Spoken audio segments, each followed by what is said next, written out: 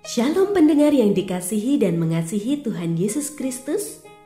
Kita berjumpa lagi dalam program Waktu Teduh bersama Renungan Harian terbitan Yayasan Pelayanan Gloria. Mari kita siapkan hati untuk mendengarkan firman Tuhan. Izinkan Roh Allah memberikan kita hikmat agar kita dapat semakin mengenal, mengasihi, dan memuliakan Tuhan setiap hari.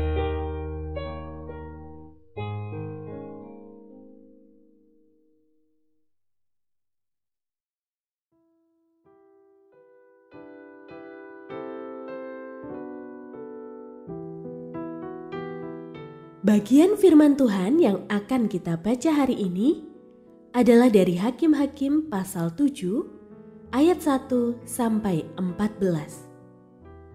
Saya akan membacakan sebagian daripadanya. Namun Tuhan berfirman kepada Gideon, "Rakyat itu masih terlalu banyak. Suruhlah mereka turun ke air. Di sana aku akan menyaring mereka bagimu. Orang yang kusebutkan kepadamu, inilah yang akan pergi bersamamu. Orang itu akan pergi bersamamu, tetapi orang yang kusebutkan kepadamu, inilah yang tidak akan pergi bersamamu. Orang itu tidak akan pergi." Lalu Gideon menyuruh rakyat itu turun ke air, dan berfirmanlah Tuhan kepadanya, "Setiap orang yang menjilat air dengan lidahnya seperti anjing menjilat, kau pisahkan. Demikian juga setiap orang yang berlutut untuk minum." Orang yang menjilat air dengan membawa tangannya ke mulut berjumlah 300 orang. Tetapi rakyat yang lainnya semuanya berlutut minum air. Pendengar yang mengasihi Tuhan, ayat yang kita renungkan secara khusus hari ini adalah dari Hakim-Hakim pasal 7 ayat 5. Lalu Gideon menyuruh rakyat itu turun ke air, dan berfirmanlah Tuhan kepadanya, "Setiap orang yang menjilat air dengan lidahnya seperti anjing menjilat, kau pisahkan. Demikian juga setiap orang yang berlutut untuk minum." Renungan hari ini berjudul Seleksi yang Tak Biasa. Saya pernah membaca informasi mengenai posisi minum yang paling baik adalah dengan cara duduk. Ada suatu proses yang akan dialami tubuh kita sehingga nantinya minuman yang masuk ke dalam tubuh akan berdampak baik bagi kesehatan kita. Namun dalam keseharian kita akan mendapati ada berbagai cara orang minum. Ada yang minum sambil jongkok, duduk, berdiri, atau berlari. Juga ada yang sambil mengunyah makanan. Cukup variatif, bukan?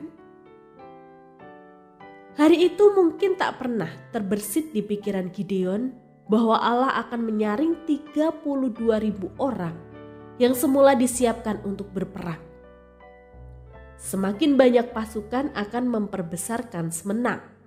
Mungkin begitu pikir Gideon. Namun hari itu, logika Gideon berhadapan dengan didikan Allah yang ingin mengajari mereka tentang arti mengandalkan Allah dalam memenangkan peperangan. Akhirnya, diseleksilah 10.000 orang yang tersisa dengan cara yang tak biasa. Melihat cara mereka minum air. Cara ini lantas menjadi penentu terpilihnya 300 orang yang Allah pilih untuk berperang bersama Gideon. Hasilnya mereka menang karena Allah turut campur dalam peperangan itu. Dalam hidup ini, keterbatasan kerap menjadi alasan bagi perjuangan seseorang sehingga tanpa sadar melupakan Allah sebagai penentu keberhasilan kita sebagai orang percaya. Hal ini tak berarti kita mengabaikan perhitungan kekuatan dan sumber daya yang ada, tetapi jangan abaikan faktor penentu keberhasilan kita adalah Allah yang sanggup melakukan segala perkara dan memberi kemenangan bagi kita. Hanya Allah yang dapat bekerja melampaui keterbatasan dan kelemahan kita, lalu menghadirkan kemenangan besar.